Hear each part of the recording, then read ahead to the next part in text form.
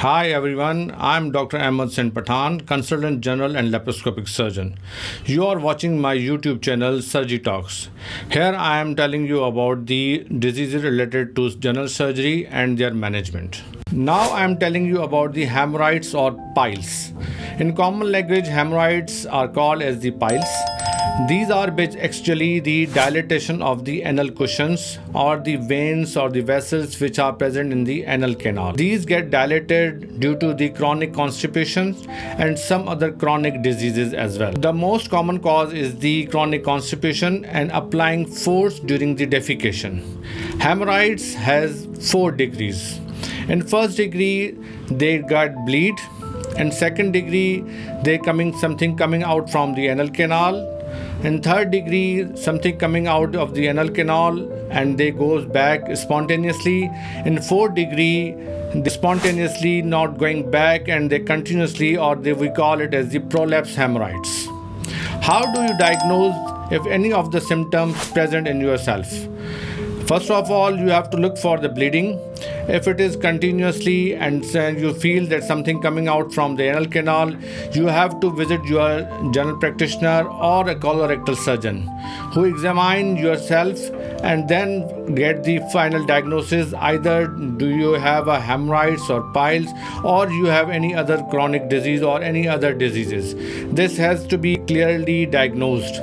Once your disease has been diagnosed like hemorrhoids, then you have to go for the management. Management depends upon the degrees of the hemorrhoid. In first degree hemorrhoids, we usually advise the change in the lifestyle, like avoid constipation, increase fiber intake in the diet, like whole grain rice, whole wheat bread, avoid alcohol, avoid caffeine, increase water intake, and do the regular exercises to get rid from the constipation. Once you have controlled yourself by these lifestyle changes, then you will get rid of that and you have to continue with that.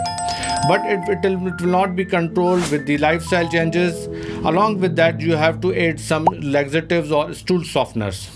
And if after that you will not get controlled with that and the disease goes to the second or third degree, then you will be consult the colorectal surgeon and they will advise you the proper treatment. In second degree, we do advise the band ligation or injection sclerotherapy, that is the injection of the 5% in phenol in almond oil, which injected in the dilated anal cushions and they will get shrinking.